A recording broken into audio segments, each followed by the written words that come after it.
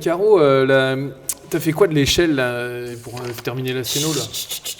Je suis en train d'écouter la radio du cinéma. Bien, nous voici, chers auditeurs de la radio du cinéma, soyez les bienvenus. On va aujourd'hui faire un petit peu un pas de côté. Nous sommes aujourd'hui en fait dans un endroit qui s'appelle l'Ensemble Poirel, qui est une salle en fait culturelle dans la très jolie ville de Nancy. Et j'ai le privilège de me trouver en face de Caroline Leloup, qui est architecte. Bonjour Caroline. Bonjour. Bienvenue à la radio du cinéma. Accompagnée de Camille Tourneux. Bonjour. Bienvenue, bonjour également. Bienvenue à la radio du cinéma. Vous êtes tous les deux en fait les co-créateurs d'une exposition jusqu'au 7 décembre, une exposition qui s'appelle Playtime. Alors c'est un peu atypique parce que d'habitude on vous relaye des événements qui sont plutôt des festivals ou des entretiens avec des acteurs, des actrices, des réalisateurs, des faiseurs de cinéma. Là pour le coup, historiquement, vous êtes des gens qui travaillaient dans le milieu de l'architecture tous les deux. Vous êtes les co-créateurs de cette exposition et vous avez eu envie par le prisme du cinéma, qui est une très jolie porte d'entrée, de créer des modules pour en faire une exposition et finalement que chacun s'approprie un peu son propre cinéma par un contexte expérientiel. Alors dans un premier temps, je vais vous demander à tous les deux de bien vouloir vous présenter professionnellement et puis ensuite on va un petit peu se promener dans l'exposition si vous le voulez bien. Alors Caroline, nous sommes tout oui. Caroline Leloup, je suis architecte, enseignante à l'école d'architecture de Nancy et présidente de la Maison de l'architecture de Lorraine, qui est donc à l'initiative de cette exposition. Moi, je suis Camille Tourneux, architecte scénographe, donc c'est-à-dire que je conçois et je construis des architectures plutôt narratives, plutôt en destination du milieu culturel, et notamment voilà, l'exercice de style sur cette expo, d'accompagner une réflexion autour du cinéma et de l'architecture. Alors évidemment, quand on parle évidemment d'architecture, au tout départ, il ne nous vient pas cette idée d'associer le cinéma et l'architecture. Et j'ai eu le privilège d'assister aux préparatifs de cette exposition.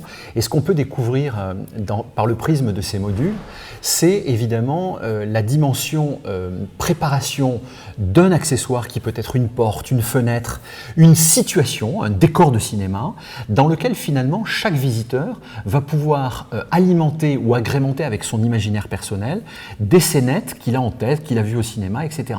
Si vous pouvez développer un petit peu cette phase de l'expérientiel. Oui, c'est exactement ça. L'idée, c'est vraiment que le visiteur fasse appel à ses propres références pour alimenter ou pour avoir des images dans cette exposition.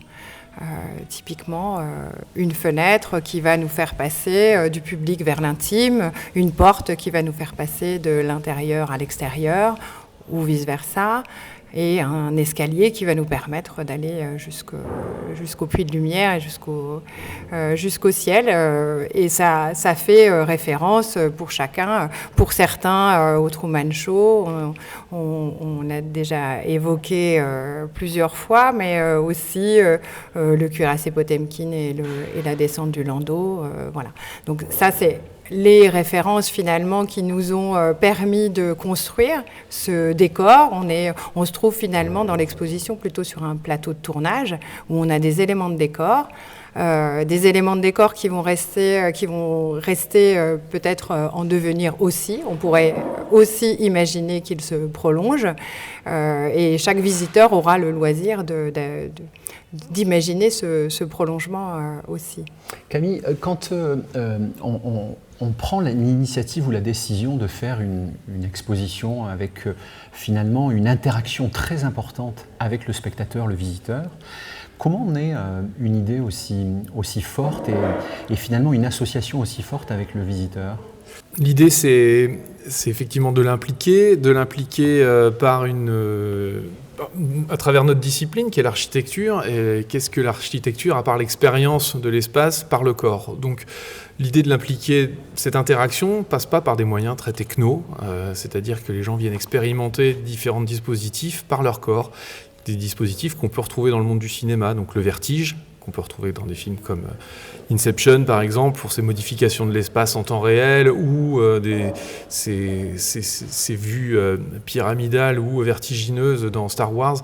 On a des espaces qui permettent de répéter à l'infini comme ça, par des dispositifs simples, et c'est le corps qui va venir jouer le corps du visiteur qui va venir jouer avec cet espace, ces dispositifs. L'implication, elle se trouve comme ça. Elle ne passe pas par des moyens ultra high-tech. On pense en tant qu'architecte que le corps est déjà un outil chargé d'informations et de sensations, même avant le cerveau. C'est ce qu'on essaye de démontrer ici aussi. Alors Caroline, évidemment, ce qu'il y a d'assez formidable dans cette exposition, c'est que c'est pratiquement une exposition sur mesure. Chaque visiteur va avoir un ressenti très personnel en fonction de son imaginaire et ses références cinématographiques personnelles, en fait. Oui, c'est ça. L'architecture, c'est une discipline, en tout cas vue par le grand public, plutôt élitiste. Et l'idée, c'était vraiment de faire tomber les barrières et de montrer comment, simplement en passant une porte, on a cette expérience de passer d'un espace à un autre, d'un monde à l'autre. Vraiment, on a utilisé les éléments domestiques. On aurait pu prendre d'autres choses, peut-être plus exceptionnelles, mais là, c'est vraiment la porte, la fenêtre qui se retrouve dans l'espace architectural de chacun. Elle vient célébrer, d'une certaine façon, un festival de cinéma qui est consacré donc à l'architecture. On peut en donner d'ailleurs les dates. Si vous voulez nous les rappeler, Caroline. Oui, le festival aura lieu du 16 novembre au 26 novembre. Cette année, en 2024. Voilà. Et donc, c'est la 10e édition. Voilà, c'est une date anniversaire. Voilà. Et cette exposition tombe finalement à point nommé, puisque ça va célébrer un petit peu, et à la fois, le monde de l'architecture par le prisme du cinéma. On va d'ailleurs développer un petit peu ce festival. Vous allez un petit peu détailler tous les deux le contenu de cette édition, et puis le pourquoi d'avoir créé un festival autour du cinéma et de l'architecture. Mais cette exposition, finalement, elle vient un petit peu chapeauter, couronner tout ce projet. Les 10 ans du festival étaient prétexte à créer une exposition et à s'offrir peut-être finalement cette opportunité à Camille et moi de construire un espace pour célébrer effectivement le cinéma. Le Festival du film célèbre donc sa 10e année et l'idée de la Maison de l'Architecture est d'utiliser finalement les autres arts qui peut-être sont plus faciles d'appréhension pour parler d'architecture. La danse, on fait aussi des visites dansées, la musique aussi. À travers des concerts peut-être, des oui, choses comme voilà. Notamment d'ailleurs le Festival du film ouvrira avec un ciné-concert exceptionnel qui a été créé pour le festival. Rappelez-nous la date de ce spectacle. Le 16 novembre, à l'autre canal à Nancy. C'est donc Nicolas de Ferrand qui a créé une musique sur Métropolis, mais pas le film, mais le film d'animation Métropolis, qui est plus récent. Qu'est-ce qui fait la typicité de ce festival? Est-ce que vous recevez en fait des gens qui font le cinéma ou qui font l'architecture? Est-ce que ces gens se rencontrent? Est-ce qu'ils partagent avec le public? Détaillez-nous un petit peu la nature même, le pédigré de ce festival.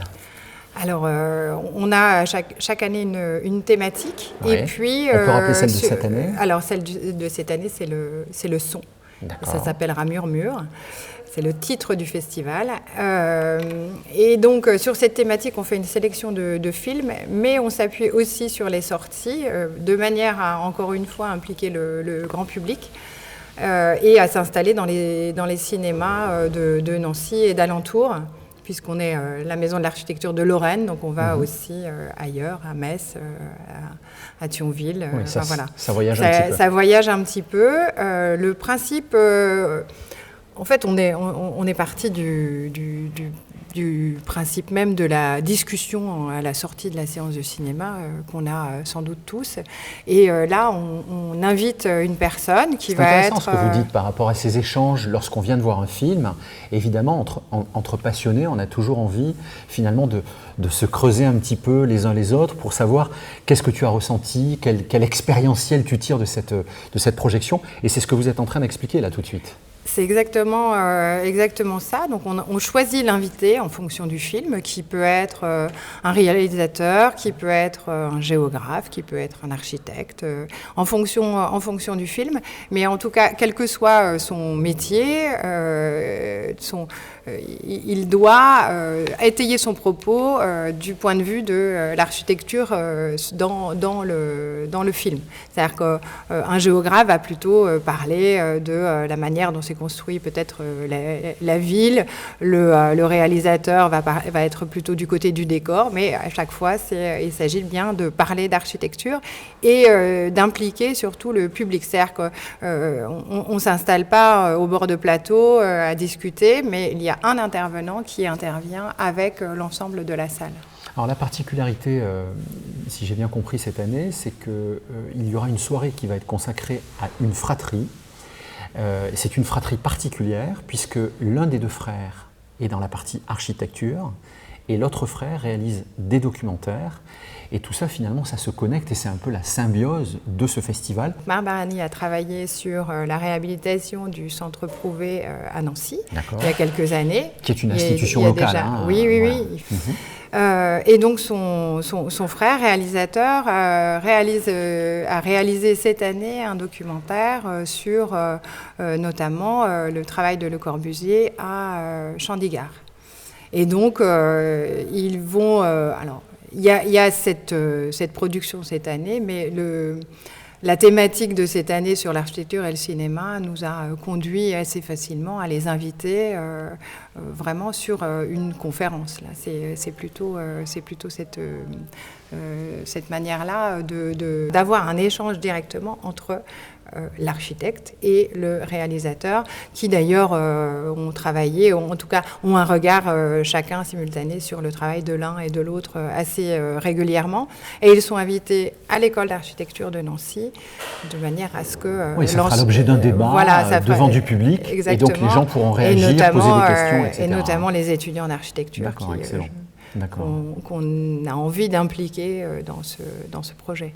Cette exposition, en fait, vous l'avez pensée et réfléchie comme si vous alliez réaliser des scènes de cinéma. J'ai envie de dire qu'on s'est appuyé sur un déjà là. Le déjà là, celui du lieu, celui de la galerie Poirel. Comment on transforme cet espace qui a un long couloir blanc assez haut de plafond et puis cette mezzanine qui est baignée de lumière par ce puits de lumière qui est derrière nous.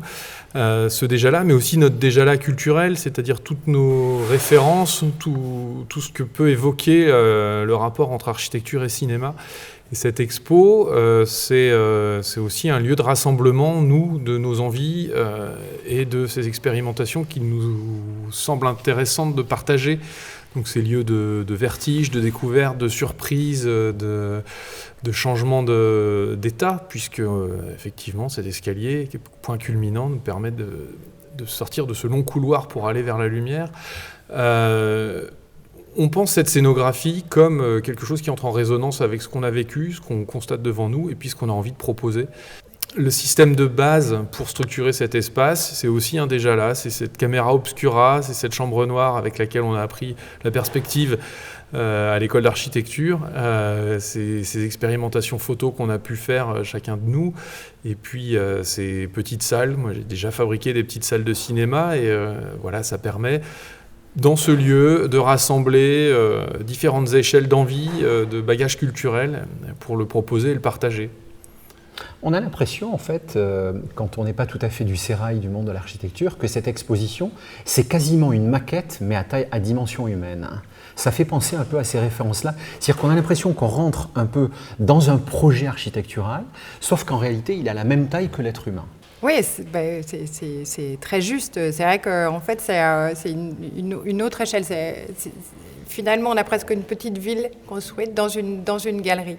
Et effectivement, on le disait tout à l'heure, dans un sens, on va être plutôt dans la ville, avec une dimension assez verticale. Et dans l'autre sens, on inverse ces proportions et on est peut-être plus dans un village jusqu'à peut-être arriver, et ça faisait partie de nos références, à la place du village où on pourrait planter planter le premier, c'est la référence de Camille particulièrement, le poteau, le pilier qui va démarrer la fête. J'aime bien cette idée de maquette, je reviens dessus, parce que la maquette en architecture, c'est une manière de proposer une réalité. Et je crois que le cinéma, c'est vraiment ça aussi. Bien sûr. C'est une manière de proposer quelque chose qui ressemble à la réalité. Et donc, on va prolonger cet entretien avec la tradition de la radio du cinéma. Et donc, Camille et Caroline, je vais vous poser 3 questions. Je vais vous demander, on va commencer par vous, Caroline, si vous voulez bien. Je vais commencer par vous demander, en fait, votre film préféré. C'est Broken Flowers de Jim Jarmusch. Parce qu'il nous emmène en voyage, il nous fait traverser les États-Unis grâce à une petite enveloppe rose. Voilà qui est dit, hein, c'est un joli petit message. Votre musique de film préférée? Alors, je n'ai pas le nom du réalisateur, mais c'est dans le film Sans jamais nous connaître, qui est un film assez récent. D'accord. Et je suis vraiment sortie de la séance en me disant que la musique était vraiment Vous avez très, habité très complètement. bien. Ah D'accord. ouais, ouais. D'accord. C'est un huis clos, donc il y a très peu d'action. Excellent. Et donc la musique est importante. Oui, ça devient un acteur. Voilà. Et puis, votre réplique préférée, Caroline? Dans Hôtel du Nord, t'as de beaux yeux, tu sais. Bon, merci beaucoup. Camille? Alors moi, mon film préféré, ça va être Jour de fête de Jacques Tati. J'en ai déjà parlé, mais c'est ce quotidien d'un village qui est magnifié par ce postier poète à vélo, c'est cette somme de scénettes où on ne comprend rien à ce qu'il raconte. Mais c'est voilà, très, très beau film. Excellent. Votre musique de film, s'il vous plaît? Plus granuleux, ça sera la musique du film Deadman de Jim Jarmusch aussi, jouée en direct par Neil Young. Donc une seule guitare et une ambiance sombre, épaisse. Et puis votre réplique préférée, s'il vous plaît? Alors, je crois que c'est un grand classique, mais ça permet de partir en promettant de revenir. C'est le I'll be back de Terminator.